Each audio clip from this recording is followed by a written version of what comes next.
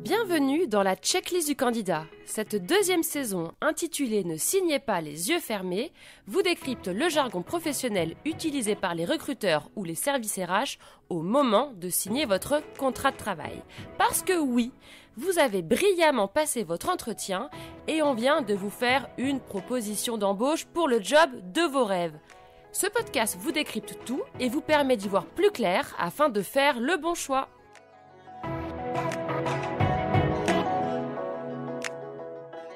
Vous allez vous marier ou vous paxer cette année. Vous attendez un heureux événement. Votre enfant est gravement malade ou encore vous avez prévu de déménager. Parce qu'il y a des moments dans la vie à ne pas manquer, le législateur et même parfois votre futur employeur ont prévu des congés familiaux exceptionnels. Avant de signer votre contrat de travail, petit tour d'horizon de ce à quoi vous pouvez prétendre. One more day, one more time.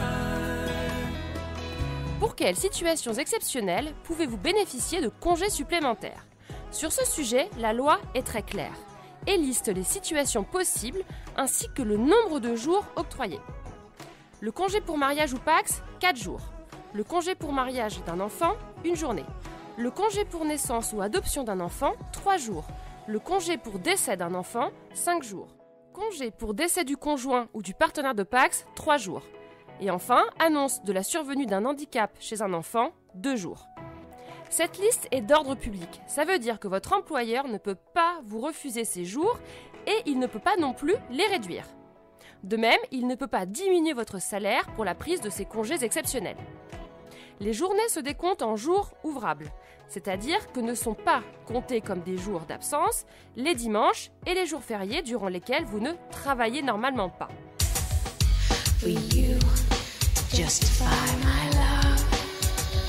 Votre seul impératif est de fournir un justificatif d'absence. Petit bémol, il n'est pas défini par la loi.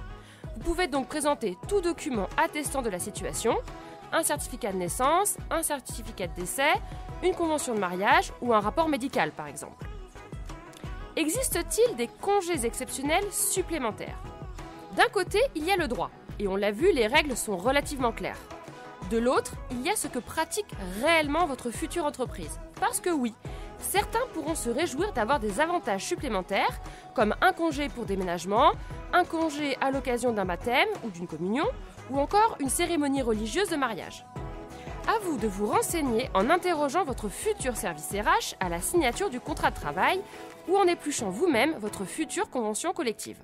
Dernier volet de ce podcast consacré aux congés exceptionnels, le don de jours de congé entre collègues. Une fois en poste, vous souhaitez donner des jours de congé à l'un de vos collègues. Ou peut-être avez-vous trouvé quelqu'un d'accord pour vous transmettre ses propres jours de repos.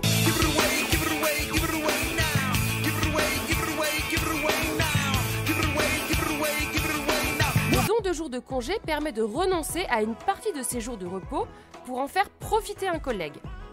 La loi distingue 3 hypothèses. Première hypothèse, le cas du salarié parent d'un enfant gravement malade, de moins de 20 ans, victime d'une maladie, d'un handicap ou d'un accident qui nécessite des soins et une présence continue.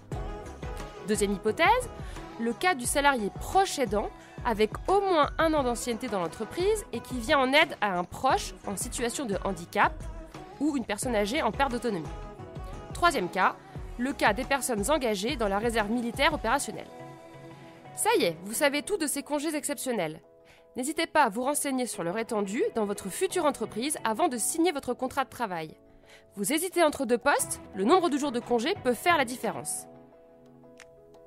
Vous venez d'écouter l'épisode 13 de la checklist du candidat, podcast que vous pouvez réécouter sur cadreemploi.fr. On se retrouve très vite pour l'épisode 14, consacré aux primes exceptionnelles.